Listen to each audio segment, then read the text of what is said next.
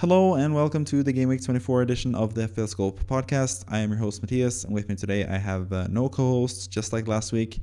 Kevin and I just couldn't find a perfect time frame to do this podcast, so I'm doing it by myself once again, running through all the topics of this week's FPL Scope podcast. And we also have a much clearer picture now of the future game weeks with the doubles and blanks coming up because we have some news.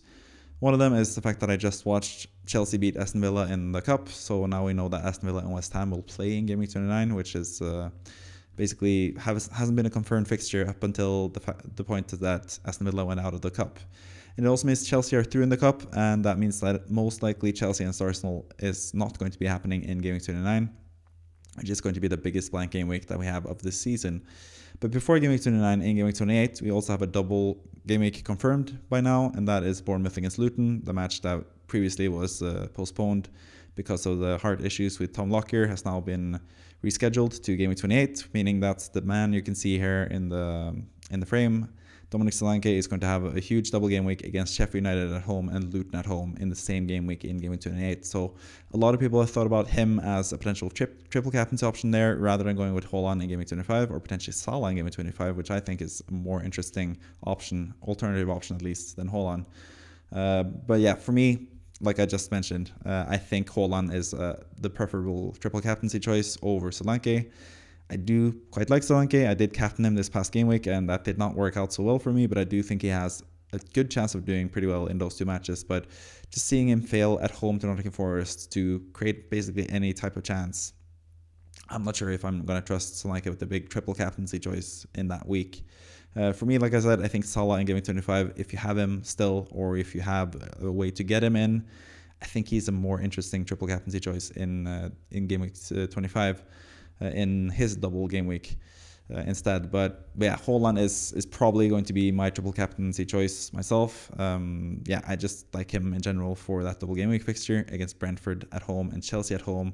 Seems like two pretty good fixtures, or is it Chelsea away? I can't remember exactly. We'll get to that when we look at the fixtures. But either way, whether it's Chelsea at home or away, we've seen Chelsea just concede basically in every game this season.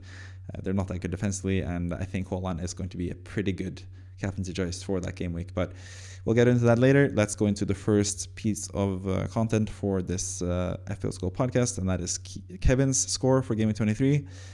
And it was not the best game week for Kevin. Once again, not the best game week for Kevin. He's had a couple bad game weeks this season and is struggling a little bit with his rank.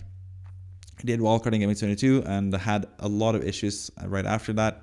He was quite unlucky to have Olise, Joao Pedro, and Isak all sort of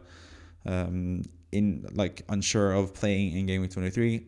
Everyone had sort of like a touch and go sort of feel to it before Game Week 23. And Kevin ended up selling Joao Pedro, which was the only player starting out of those three in Game Week 23 as well. So kind of unlucky there. It was sort of a 50-50 decision for Olise, Joao Pedro, and Isak apparently before the games. But as we know from Eddie Howe, he likes to pretend that players are close to returning and then they are not actually close to returning. And that was the case with Isak, as Eddie Howe admitted after the game. And he still won't give like a proper time frame, so who knows how long Isak is out for. I think Isak would have been the best player to sell last week anyway for Kevin, because he gets more money from selling Isak than he did from selling Joao Pedro. So I think especially now, Isak is someone that Kevin needs to sell, and we'll get to that in the Game Week 24 plans for Kevin eventually in this video. But when it comes to the Game Week 23 score, he actually had a couple big bright spots as well, even though the Game Week points weren't that good. The one glaring omission of this team is Ollie Watkins, obviously, who got 18 points. But that's par for the course with Kevin and Watkins. Watkins has basically been one of the biggest trolls for Kevin throughout his whole FPL career. Last season as well, had that long run of games where he played really well, Watkins, and then Kevin brought him in, and then he sort of just started blanking. And it's sort of been the same here. Kevin brought in Watkins a couple game weeks back, game week 16, 17, 18, around that time, I think. And that was around the point where Watkins was kind of like not doing the best, basically. Then on the wildcard in Game Week 22, Kevin removed Watkins, and now he's back firing again and playing really well. So unlucky there for Kevin. But when we come to the bright spots of the team, Kevin has both Foden and Richarlison. 35 points from that alone, more than half of the points from the game week. Foden, especially with a hat-trick, incredible. At least Kevin didn't have like the thing where he needed to bench Foden like a lot of other managers sort of had to do before the game week, or felt like they needed to at least. I've seen some people bench like Foden for Darwin, for example. I don't think that was a wise decision, because Darwin was always a doubt to play in Game 23. But for Kevin, that wasn't an issue. Isak easily benched, or even Olise or Joe Pedro, if he had kept those guys, would have easily been benched ahead of Foden. Olise, again, really sad. Kevin brought him in for Game 22. That was one of the huge success stories for Kevin's wildcard in Game 22. The fact that Olise got 16 points.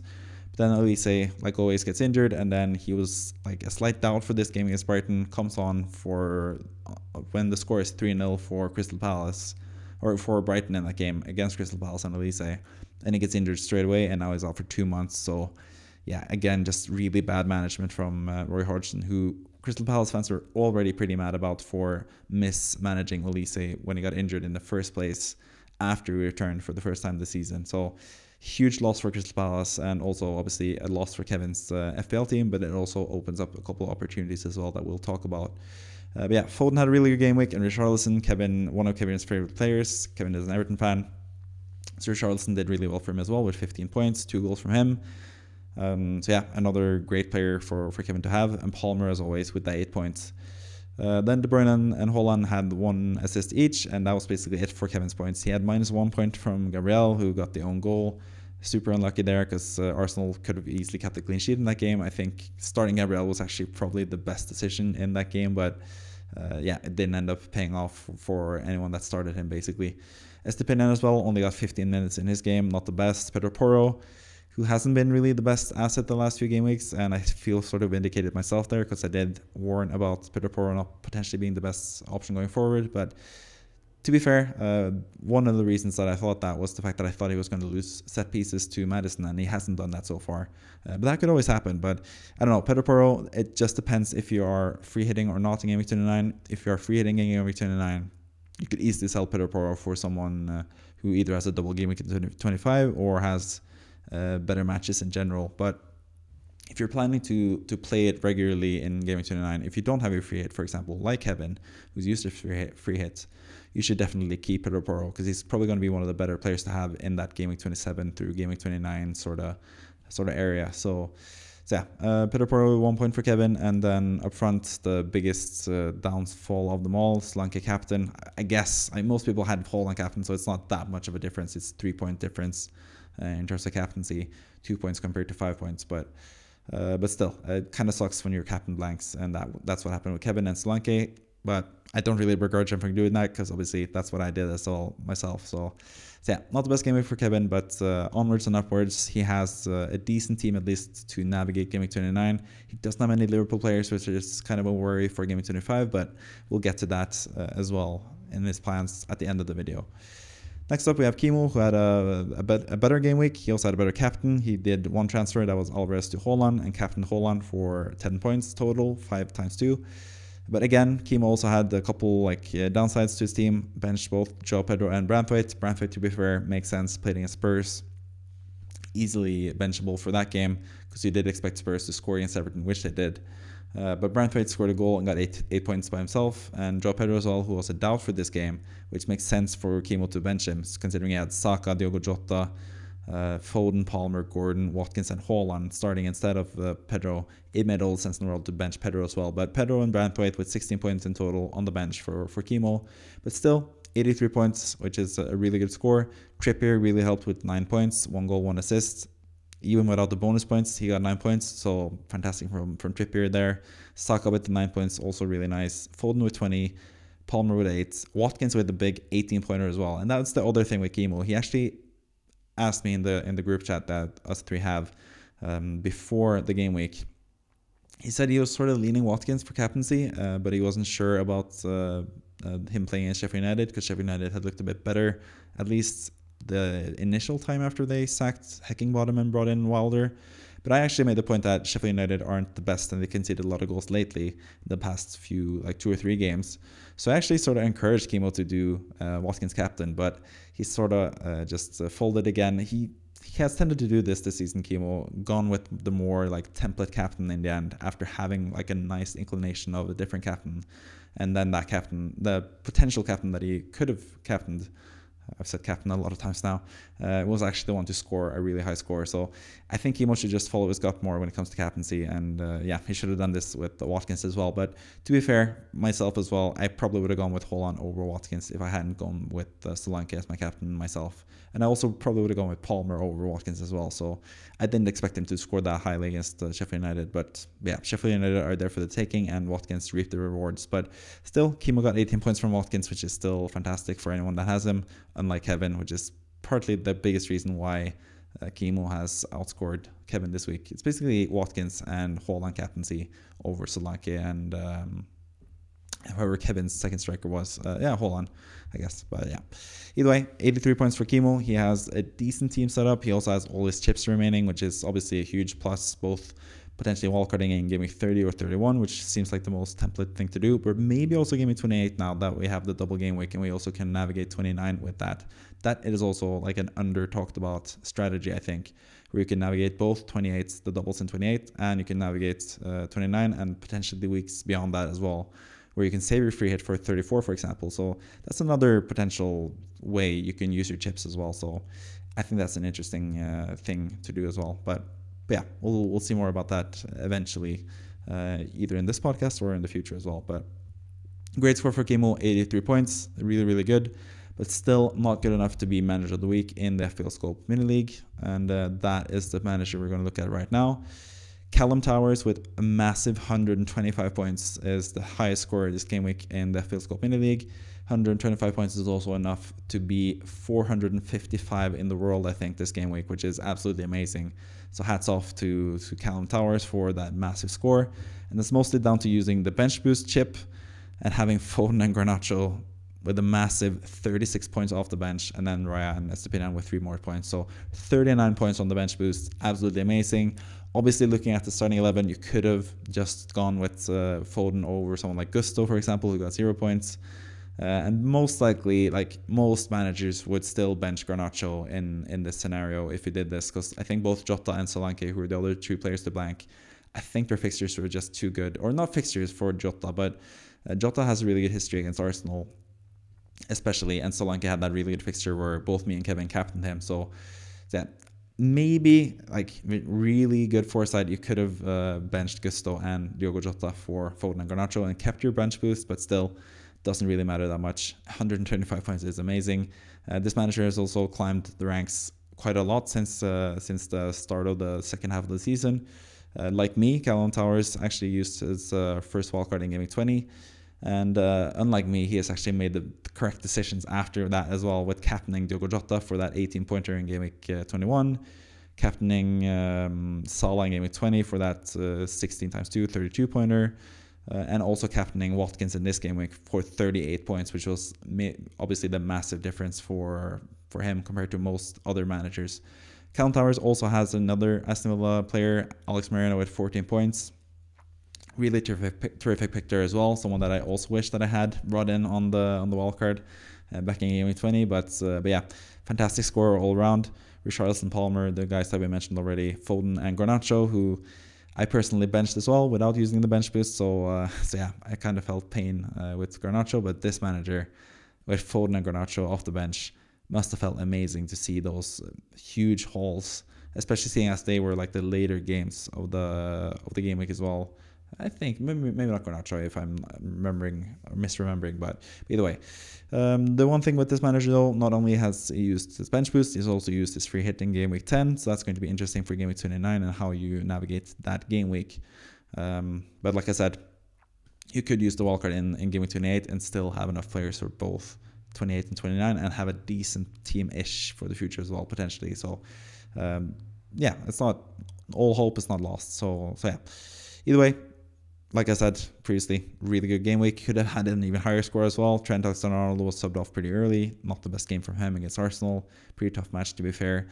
Walker with only 2 points. Probably could have kept the clean sheet in that game against Brentford, but Man City just keeps conceding stupid goals. So a couple of misses in this game week, but the big hits were big enough to have a massive score and get one of the highest scores.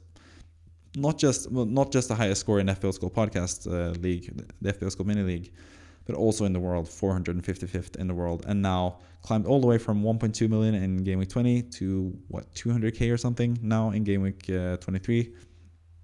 So yeah, absolutely amazing progression and really nice team as well, especially for the future. We're going to get to this manager's plans, and it just looks fantastic for the next game week as well. So yeah, really good game week score. And that marks the end for the scores from game week 23. Let's move on to the prediction league that me and Kevin have this season against each other, and pretty poor results this week for both me and Kevin when it comes to the predictions. I basically had 2 correct results. That was Aston Villa beating Sheffield United. Shocking. 5-0 win for Aston Villa there. I only had a 2-1 winner for Aston Villa, which seems really strange now in hindsight. And then Brentford Man City, which both me and Kevin actually got correct with a 3-1 win for Man City. Apart from that, I didn't get a single result correct, so I only got 2 correct results and 1 correct scoreline this week. Meanwhile, Kevin had 4 correct results. He had Burnley and Fulham drawing, and that ended up being 2-2. I had it as a Burnley win, actually, when Fulham were actually the team that were leading. And then he also had the Aston Villa correct result, obviously, and also he had Man United beating West Ham, where I sadly went along with my favorite team, West Ham, against Man United. And yeah, it could have gone the other way, but Man United won 3-0 in the end. So yeah, a pretty big miss there as well for me. So not going to dwell too much on this. Not going to dwell too much on the fact that Kevin is having a huge lead on me when it comes to correct results this season. But I have the most correct scorelines this season, at least compared to Kevin. So at least I have that. For this next upcoming game week, let me just run through all the games and the predictions that me and Kevin have for each game. We have quite a few similar predictions in this game week, and we do these separately. Like, we don't confer at all when it comes to these fixtures, but we still get a lot of the same scorelines, which is kind of interesting. Including the first game between Man City and Everton, we both expect Man City to beat Everton 3-1. I think that's the same result that they had at Goodison Park against Everton. I think Man City are just in too much of a groove now to lose these types of matches, at least, especially at home. They're so good at home. But I also think Everton are kind of stingy, especially away from home. So 3 goals against Man City is something that you could consider stingy, and that's what both me and Kevin are going for. 3-1 for City.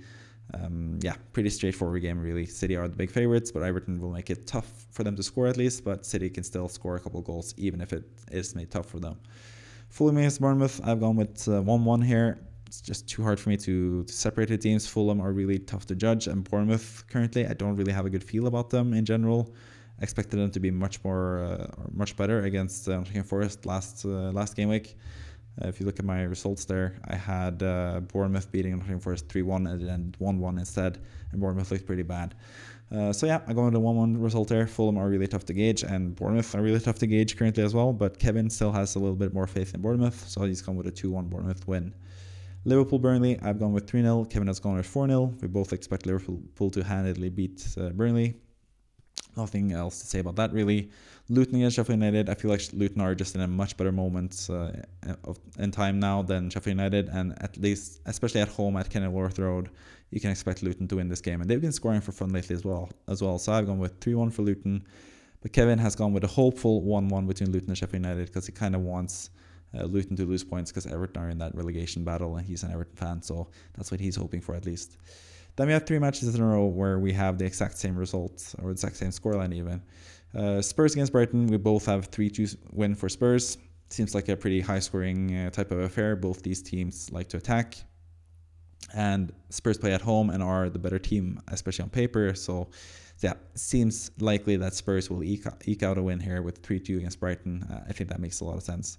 Wolves against Brentford, again, I think Wolves is a slightly better team than Brentford, and they also play at home, so 2-1 seems like a correct result here as well for Wolves. It sort of seems like a typical Wolves result this season as well, just like getting those 2 goals from Hwang and Cunha or Neto, for example, or Neto setting up something, and then still conceding but still managing to win the game. So I think that's going to be how this game plays out as well. Nottingham Forest against Newcastle, both me and Kevin expect a 2-1 win for Newcastle, which is sort of a reversal from what happened at St James's Park. Kinda, that's where Nottingham Forest beats Newcastle 3-1, I think. But I think Newcastle are slightly better currently. Nottingham Forest, yeah, hard to gauge that team as well after Nuno Espirito Santo took over, but they do seem to concede a lot of goals, and they do score a lot of goals as well, so maybe it will be more high scoring, maybe it will be 2-2. I could see a draw in this game, but I think Newcastle sort of have to turn it back on now. Otherwise, Eddie Howe's job could be in real danger eventually. West Ham against Arsenal. I don't really expect much from West Ham in this game, even though West Ham have had a pretty nice, handle of Arsenal lately, especially with Declan Rice moving there. They have played twice this season already, and West Ham have beaten Arsenal both times, both in the League Cup and in the league. Also playing at the London Stadium, but still, I think Arsenal are in a pretty good moment currently in the Premier League. They just handedly beat Liverpool 4-1, and I think they're going to kick on and win this game and finally rid themselves of the West Ham curse. But obviously, as a West Ham fan, I hope that doesn't happen. I hope West Ham win this game still, even though I kind of like Arsenal in the title fight, and I have had Arsenal as title winners for this whole season, and I'm still sort of backing Arsenal in this game as well with 2-0 for Arsenal. But Kevin has gone with 2-2 here. I guess he expects the West Ham voodoo to sort of work its magic against Rice and Arsenal. And that might happen. I could see 2-2, but I don't really see West Ham scoring 2 goals in this game either, especially if Lucas Paquetá is still out and Mikel Antonio is still out. West Ham just lack that cutting edge. So, yeah, I expect a 2-0 Arsenal win here. Aston Villa against Man United. I have a 2-1 win for Aston Villa, and Kevin has a 2-2 draw here as well between Aston Villa and Man United. Obviously, Man United beat Aston Villa in the reverse fixture, but the big difference here is the fact that Aston Villa play at home. And yes, we just saw Aston Villa lose at home to Chelsea 3-0. We just saw them beat Sheffield United away 5-0. So maybe the home away disparity for Aston Villa is sort of fixing itself and getting more even now. But even still, I think Aston Villa are just a better team than Man United. Lisandro Martinez is also going to be missing for this game and for the foreseeable future as well for Man United. That's going to be a big miss for the Red Devils in this game. So yeah, I'm expecting Aston Villa win, but I think it's going to be pretty close, as it always is for Man United. It seems like this season, or usually at least. Sometimes they lose by quite a lot, but I think it's going to be a pretty even game. But Aston Villa have the home advantage and will probably win this game and push on to be among the top 3 or 4 teams this season, potentially, because they are still really, really good, despite the loss to Chelsea in the cup. But that's just the cup, so that can happen to anyone, I guess. Crystal Palace against Chelsea. Speaking of Chelsea, both Kevin and I expect them to bounce back in the league as well and beat Crystal Palace away. Crystal Palace don't have Elise, they don't have Eze for this game either, and that means that they are going to lose, because that's pretty much how the season has been going for Crystal Palace. When they lack those 2 players, they are just terrible, and I expect Chelsea to win this game pretty easily. I have a 2-0 win for Chelsea. Kevin has a 2-1 win for Chelsea. Don't really see who's going to score for Palace, but they still scored against Brighton, even though they didn't really look that threatening in the Brighton game. So they could get a goal here and there. But I do expect Chelsea to win 2-0, and hopefully for me at least get a clean sheet, because I do have Gusto potentially playing in this game myself. And he had a really nice assist for Jackson in the Aston Villa game now in the Cup, which should be noted, because he is pretty offensively minded and he can get that massive score at some point, Gusto. But yeah, he's also a player that you should look to sell eventually, because he blanks in game week 26. And he doesn't have a double in 25, but that's a big aside when it comes to Gusto. But either way, let's move on to the fixtures, which is actually kind of interesting to look at, the fixture ticker for the next few game weeks.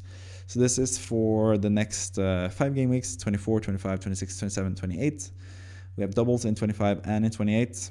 The only team that doubles in both those game weeks is Luton, but they also blank in game week 26, and they also don't have the best double in 25. The double in 26 or in 28 looks a bit better, but again, 3 out of the 4 games in the double game weeks are away games, and you really want Luton to play at home, because they seem to be a lot better at home than away from home. But you also, with Luton, luckily have that Sheffield United at home fixture for game week 24. So I think if you're looking to get Luton assets, I think this is probably the game week to bring them in before Sheffield United at home, and then the double game week with Man United at home, which is also still a decent fixture, and then Liverpool away, which is going to be tough for Luton as well.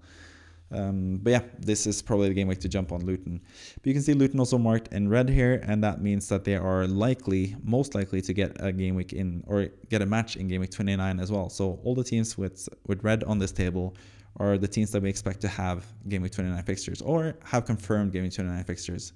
We know Aston Villa and West Ham got their fixture in game week 29 confirmed now, with Aston Villa going out of the cup. West Ham are already out of the cup, so they are both going to play that game week. And we also know that Spurs are going to play in that game week as well against Fulham, I should say. I can't remember exactly who they're playing in that game week, but Spurs definitely play that game week. Burnley and Brentford face each other that game week as well. And then we have Nottingham Forest and Luton, who we expect also to actually face each other in game week 29 if both of them go out of the cup. Forest actually made it through. I'm just checking now. The penalty shootout, they beat Bristol City in the penalty shootout, so they're actually through to the next round. But we do expect Nottingham Forest to go out to Man United, and we do expect Luton to go out to City, and that would mean that both of those teams play in game week 29. If Nottingham Forest beat Man United, however, Man United will play against Sheffield United in that game week. So either we'll have Man United, Sheffield United playing in that game week, or it will be Luton against Nottingham Forest. So that's something to keep in mind for game week 29 as well, even though game week 29 is not on this table. But yeah, when it comes to fixtures, Bournemouth had the best fixtures, and that's mostly down to the fact that they have a double game week in game week 28. And they also don't blank in 26, but they do have a tough fixture in 26. They might as well be blanking in 26 because they face Man City at home. So I don't really think Bournemouth is a team to jump on currently because they do have Fulham away. Tough-ish fixture, I guess. Fulham is hard to judge, like I said. Newcastle away, which is on paper at least a tough fixture because Newcastle have been good at home most of the season, apart from a couple of results against Nottingham Forest and now Luton 4-4. And then Man City in game 26 for Bournemouth. But then after that, game 27, game 28, if they play in game 29 as well, they have an outside shot of making game 29 as well, or having a fixture in that game week. If they go out to Leicester in the cup, Leicester who are in the championship or are the top of the championship, so they're pretty much just a Premier League side. So that could happen. They could be Bournemouth, and they would face Wolves if Wolves lose to Brighton in the cup. So that's sort of why it's more unlikely that Bournemouth get a fixture in game 29. Because Wolves and Brighton has to be Brighton winning, and Bournemouth Leicester has to be Leicester winning. So two results that you need for that to happen in game week 29. But yeah, either way, I think Bournemouth is a really nice team to jump on for game week 27. The fixture between or the next round in the FA Cup is between game week 26 and game week 27, I think, or between game week 25 and 26. It's between game week 26 and 27. I'm pretty sure. So before the great fixtures in 27, 28, and potentially 29 for Bournemouth, we know if they actually have a 29 fixture or a fixture in game week 29. So yeah, that will be nice information to have. Arsenal are actually a team that goes pretty far under the radar. Most people just have Saka on by default. They have Gabriel by default currently, but looking at their fixtures, they actually have really good fixtures. And also, if you look at their expected goals and expected goals conceded for the last 6 games, that's also really good. 3rd for expected goals and 1st for expected goals conceded. They are the best team for expected goals conceded as well, Arsenal. So Arsenal actually have some pretty good players, but we know they are not most likely, unless Chelsea lose to Leeds in the next round of the FA Cup, they will not play in 29. So for those of you guys who are planning to not free hit in 29, you probably have to sell Arsenal players before that, or at game week 29 exactly. Maybe that's the move. Maybe you sell Saka in game week 29 or Saka and Gabriel in game week 29. But yeah, you don't really want to get rid of Arsenal players before then because they do have really good fixtures. So just keep that in mind. Same with Brighton, same with Liverpool. Liverpool you could get rid of in game week 26 to be fair, because they have Man City in 28. They do have a really nice fixture against Nottingham Forest in 27, but they do blank in 26 as well. So you could, if you're looking to not free hit in 29, you could sell your Liverpool assets in game week 26, your Arsenal assets in game week 29, and then the other players in between that as well, whenever you can fit them in. Game week 27 seems like a nice jumping on point for Tottenham, who we know have a game week 29 fixture, and they have a decent fixture, or a really good fixture in game week 27 against Crystal Palace at home. And they also have a really good fixture in game week 29 as well. Spurs. So yeah, that's a team to jump on for game 27 especially, but you might already have Richarlison and Pedro Porro, so that means you just need the money for Heung-min Son basically, or Madison, depending on who you want, or Udogie if you want to go with a defender differential, I guess, for that game week as well. Aston Villa, kind of interesting team now as well in terms of them blanking, or they actually have a match in 29 now. So Aston Villa seems like a really good team to jump on as well. Obviously, if you have Watkins, you should probably just keep him at this point because all these matches are pretty good. Even the match against Spurs, which is sort of a difficult fixture, it's more difficult because Spurs are a team that score a lot of goals, not because they concede a few goals. So for someone like Watkins or someone like Bailey, any attacking assets from Aston Villa, even Alex Moreno, who plays more offensively minded in defense, the Spurs fixture shouldn't be too bad either. So yeah, Aston Villa players are someone that you could really load up on because they are the highest ranked team when it comes to the fixture ticker difficulty. or the fixture difficulty rating for the next 5 game weeks, and the fact that they have Game Week 29 as well. Even without the double game weeks, they have the 5th best fixtures for the next 5 fixtures. So Aston Villa are a really good team to target. Even though they lost out to Chelsea, they are still a good team, especially at home. So Man United at home, good fixture. Fulham away, decent fixture. Nottingham Forest at home, really good fixture. Luton away, not the best fixture actually, looking at how Luton have been lately, and especially at home. And then Spurs at home, which is good for attacking assets still. So Watkins, I think, is still just a player to have. Even if you free hit in Game Week 29, like I'm looking to do, I'm still probably going to keep Watkins at least until Game Week 28 potentially, where I could get someone like Solanke back in if I do decide to sell him this week. But that's a lot of mumbo jumbo for you at this point. Yeah, Man City as well. You obviously have Man City players now for Game Week 24. Is a nice game week, double game week in 25, and they play in 26 as well. So for now you can keep them, but I can also see a lot of people selling Man City assets in Game Week 28. So that's another jumping off point, like I mentioned previously. With if you're looking to not free hit in 29, Game Week 28 seems like the game week where you sell Man City assets. Potentially sell someone if you have like Foden, De Bruyne, Haaland. Maybe you sell Foden or De Bruyne against Man United, but I think Man United at home is actually one of the better fixtures for City because they're just gonna keep attacking in that fixture. So I think Man City players you should keep until the Liverpool fixture in 28, where you can sell them and prepare for Game Week 29 if you want to do that. But if you do free hit in 29, you might as well just keep your Man City assets in 28 as well, because they could score against Liverpool as well. Maybe sell one of them. But maybe you want to have De Bruyne and Haaland against that Liverpool in that Liverpool fixture as well. But who knows really? But yeah, I did mention a couple of jumping off points there. Liverpool, if you're looking to not free hit in 29 and just play it straight up, if you don't have your free hit, for example, as the manager of the week, for example, you can sell your Liverpool assets in 27 or in 26. You can sell your City assets in 28, and you can sell your Arsenal assets in 29. That seems like the best possible way of dealing with 29, Game 29, without using your free hit, I guess. 27, I don't know who you would be jumping off of. Chelsea, maybe. I don't know. Either way, it's also more about who you want to bring in as well. So it depends on who you want to bring in, I guess. But that's pretty much it for the fixture ticker, I think. A lot of information when it comes to that page. You can pause the video as well and look at all the numbers as well. Some interesting numbers there. Man City are the second best team both for expected goals and expected goals conceded. Arsenal, obviously, one of the best teams with third place for expected goals and first place for expected goals conceded. And there's some interesting numbers there in general with some teams that are really high scoring and high conceding wise, I guess. What would you say? High conceding and high scoring? I don't know if there's even a term for that, but there are some teams that concede a lot of goals and score a lot of goals. Like Wolverhampton, for example, which is interesting to me. They have pretty good numbers in terms of XG, but pretty bad numbers in terms of expected goals conceded. So you can expect a lot of goals in those matches. Same goes with Newcastle, same goes with Spurs, same goes with Chelsea, and same goes with Brighton as well. So you have a couple of those teams where you can expect a lot of goals. And that's really nice if you have attacking assets from both teams, because they can just score a lot of goals between them and sort of push each other on to score more goals. But yeah, that's another little aside for this little segment of the podcast. Let's move on to the Game Week 24 plans for each manager. And we have Kevin's plans for Game Week 24. And like last week, I'm going to suggest to Kevin that he sells Isak. Solanke he could sell, but no, probably not, because Kevin needs to plan for Game Week 29 because he doesn't have a free hit in Game Week 29. So for that reason, I think Adebayo has a decent chance of getting a Game Week 29 fixture. He also has a really nice fixture against Sheffield United at home this week, and he also has a double in Game Week 25. Only downside to Adebayo is the fact that he doesn't play in 26, and Kevin already has Pedro Porro, Palmer, and Richarlison, and no Liverpool players as well, which is kind of a letdown. But the other reason for bringing in Adebayo for Isak is the fact that Kevin would actually have just enough money to go from Olise to Salah.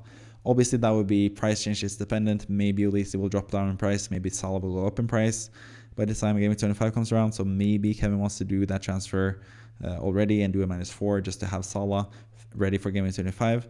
But I think getting Salah for Kevin would be a nice differential for someone like Kevin who needs to sort of gain on most other people. So that's nothing to lose at this point, because it's going to be a middling season regardless. If you just play template at this point, he's going to be staying around the 1 million mark, I guess.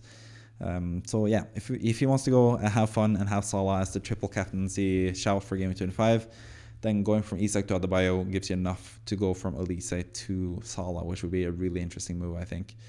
The other more obvious move and more like rational move, I guess, would be Isak to Darwin.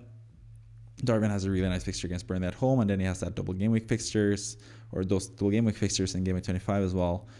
So I think that makes a lot of sense. I think Darwin's going to play all 3 matches because he got his rest now against Arsenal, and Liverpool look pretty bad without him. So I think Darwin's pretty nailed to play those games. Probably not going to take penalties anymore, especially with Salah coming back potentially already maybe in Game Week 24. My suspicion has always been that Salah's going to get some minutes in 24 and going to play both matches in 25. Start both matches in 25 even. So yeah.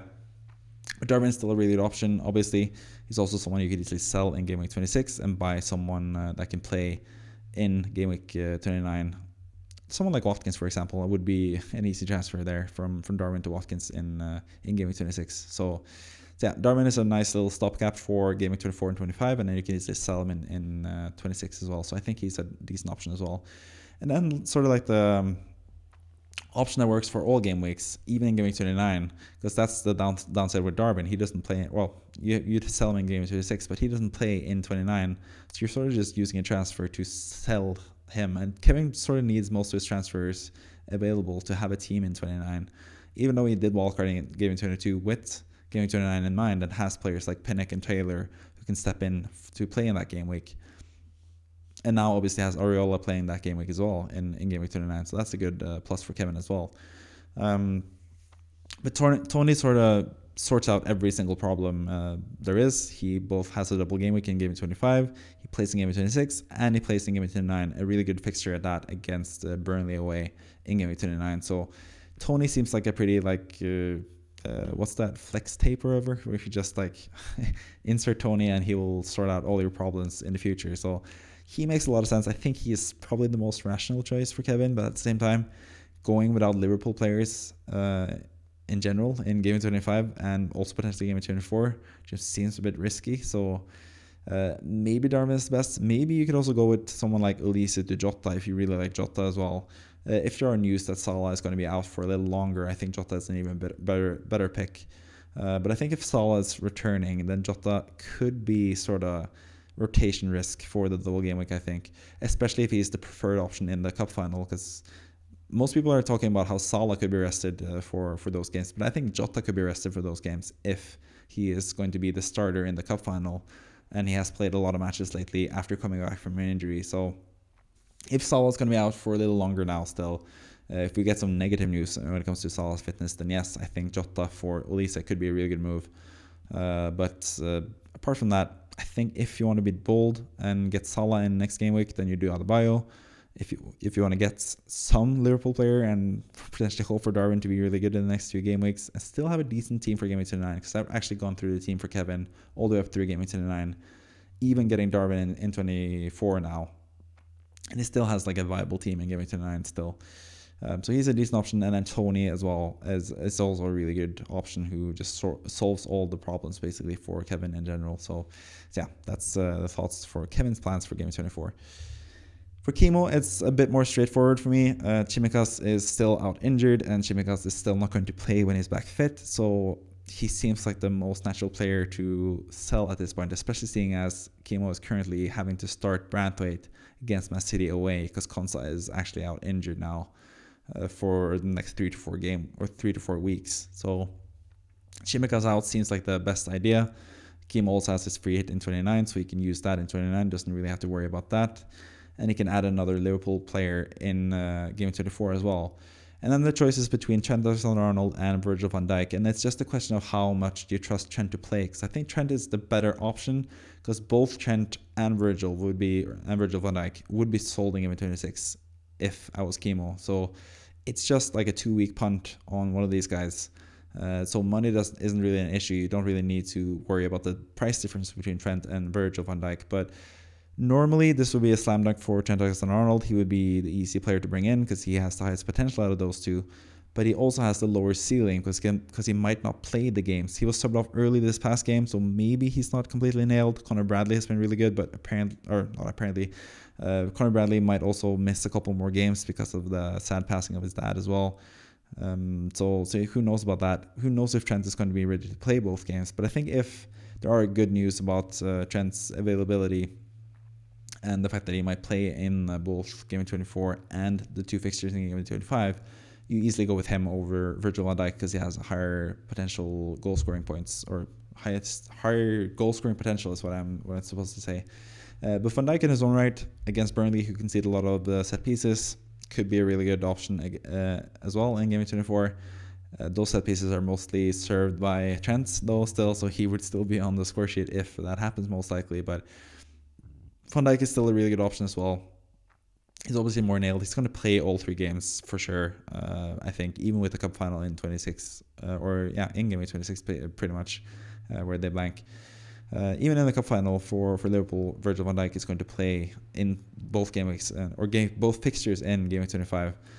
So he's a really solid option. So you could go with one. You could go with both actually. You could buy the other one the next week. Sell Konsa, for example, for Van Dijk next week and have a triple up for Liverpool that way. That's also an option. You could even do both now, but I don't think so. I think Trippier and Porro are decent starts this week, so I wouldn't do both at the same time. But yeah, I'd probably lean towards Virgil van Dijk because Burnley is a nice fixture for him. You can always get in Trent for game 25 either way. And Van Dijk is more nailed to play all 3 matches, and that's basically what you want currently, players that play every game. But yeah, that's pretty much it for Kimo's plans. He also needs to get Solanke at some point back for game week 28, but that's no issue really. It's still a lot of game weeks before that happens. Apart from that, I think the team looks really good. Konsa is obviously a bit of a worry still because he's now out for a couple game weeks. Gordon's also someone that you could easily sell. So yeah, we look to sell Gordon for someone nice in game week 26, for example. Someone like Kudus could be really nice for that game week now that he plays in game week 29. If you don't want to use your free hit in 29. When it comes to captaincy, I didn't really talk about that either for Kevin either. For Kevin, it's pretty straightforward. I think Haaland is probably the best captaincy choice. Maybe Richarlison if you feel a bit frisky. Again, maybe Kevin wants to make up ground and go with someone like Richarlison. Brighton are conceding a lot of goals lately, so that could easily be a really nice game for Richarlison. But I think Haaland is still like the more standout option this week for Kevin. When it comes to Kimo, he has a better option than Richarlison in my mind in Diogo Jota, who is most likely going to start and play at least 70 minutes, I'd say, for Liverpool.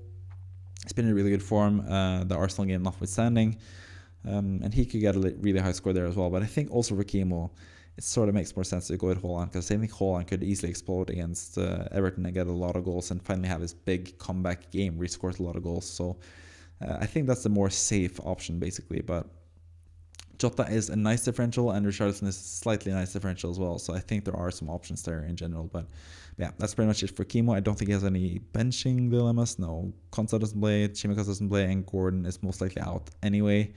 Especially with Harvey Barnes back, I think Gordon is a pretty easy guy to sell currently. If I had him myself, even if he's like potentially playing this game week. I don't think he's better than, for example, João Pedro to Spurs away. Because we've seen Spurs concede a lot of goals. João Pedro could easily score in that game. So I would definitely play João Pedro even if Gordon is fit, I think, because Gordon is playing away from home where he really struggles to score anyway. Moving on to the Manager of the Week and the final segment of the FPL School podcast. We have Callum Towers and his team. And just looking at his team, it's just a bunch of luxury problems, basically.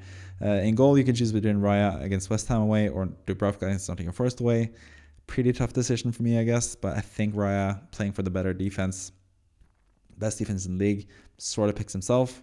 When it comes to the defenders, I'm more in doubt because Trent, I think you just go for him because he plays Burnley, obviously. I think he's most likely going to start and play 60 minutes this time. He played 57 minutes last time, and that was sort of Liverpool just being a bit desperate after being down against Arsenal and needing a result there.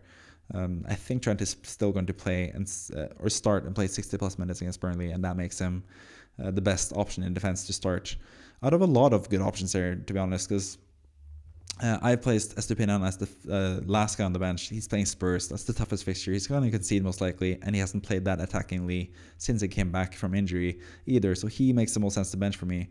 But between Walker, Moreno, and Gusto, basically had no idea. Gusto is playing a Crystal Palace team that has no Eze and no Olise. On paper, that sounds really good. He's really nice assist for Nicholas Jackson now in the cup as well. Also looks really tantalizing. So I think I prefer him slightly over Walker. Moreno is also someone you could easily bench as well, but I think Callum Towers has had a lot of success with Moreno with the 14-pointer last week, the 7-pointer in Game Week 21 as well. I think it's nice to just play Moreno because he's a really attacking fullback, and Lucas Digne is still out with injury, I think, for this game. So I think Moreno just has higher upside than Walker, basically, and also slightly higher upside than Gusto. Gusto and Walker is pretty much a coin toss. I just prefer Gusto for his attacking potential, potentially, but Walker plays for the much better defense against Everton, so you could easily start him as well. There's also the option of selling Gusto because he's not playing in Game Week 26, obviously, and it doesn't have a double in 25 either. So you could just get ahead of the curve there, I guess, or just switch him out for another player who doesn't play in 26 but actually has a double game week in 25.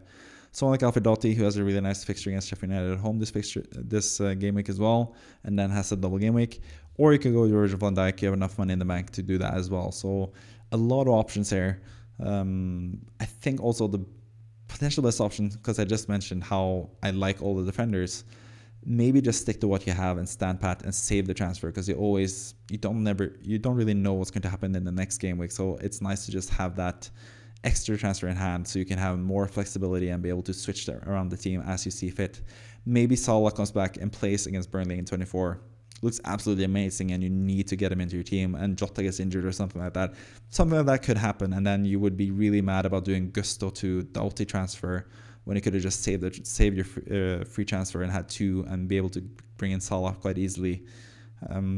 Saying quite easily, it's probably 3.7 in the bank. It's not too hard. Sell Trent and get someone like Doughty potentially for next game week if you want to go from Jota to Salah, if that's an opportunity that presents itself. Something you could do. Callum Towers also has to keep in mind the fact that he has used his free hit in Game Week 10, so he also needs to prepare for Game Week 29. He has a couple players playing that in those game weeks. He has Moreno playing that game week. Richarlison plays that game week. Watkins plays that game week. Solanke potentially, maybe, probably not.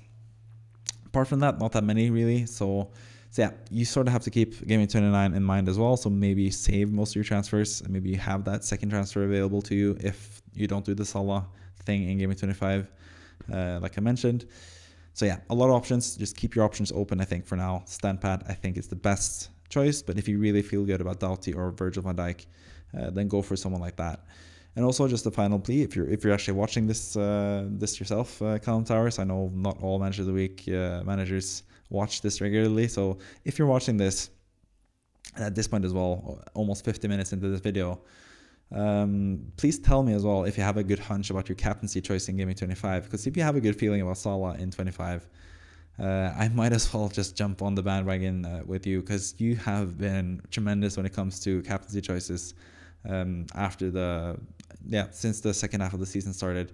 I think this manager is like 2k or 20k, or I can't remember exactly where it was, in terms of the Second Chance League, that league that started in Game Week 20, and is basically looking for the second half of the season. So yeah, if you have any good inclination about captaining Salah or potentially someone like Darwin or something like that in double Game Week 25, please let me know, because that would be really interesting to see.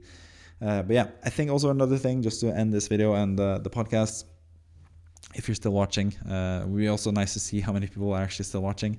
If you want me to go through your team personally, because I kind of want to do a video like this for next week on Tuesday probably, where I get a lot of team IDs and I go to fpl.team and put in your ID, and I go through basically from Game Week 24, or not Game Week 24, from Game Week 25 onwards, and see what the best strategy for your team would be in terms of free hit, in terms of bench boost, in terms of wildcard. Not bench boost probably, but yeah, all the way up until Game Week 29, and potentially beyond that as well, if I do the wildcard 28 sort of tactic that I mentioned a little bit earlier in this podcast. Yeah, if you're still watching and you want me to go through your team on a video next week on Tuesday, please let me know what your FPL ID is in the comment section, and I'll try to go through as many teams as I can, and just go through all the potential plans. If no one comments, then I will just do the same for my team, for Kimo's team, for Kevin's team, and the manager of the week that week as well. Just look ahead for the next few fixtures, because I think it's a pretty interesting thing to do now.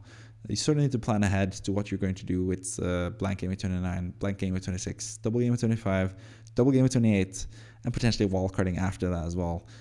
So a lot of things to think about. So yeah, like I said, leave your ID in the comment section, and yeah, tell me if you want me to go through your team on a video for next week. Also, if you want to be manager of the week, if you want to just be eligible for that video that way, to be if you're manager of the week for Game 24, then you can join the FPL Scope Mini League with the league code V9JT0D. And that's pretty much it for the FPL Scope podcast, the Game 24 edition. Hopefully Kevin is back next week. We'll see about that. Hopefully we can find a time that works for both of us. Usually it's Wednesday night, but sometimes he's busy Wednesday night. So yeah, we'll see. Either way, thank you for watching this video. It's been a long one, and I need to go to sleep. So thank you for watching, and goodbye.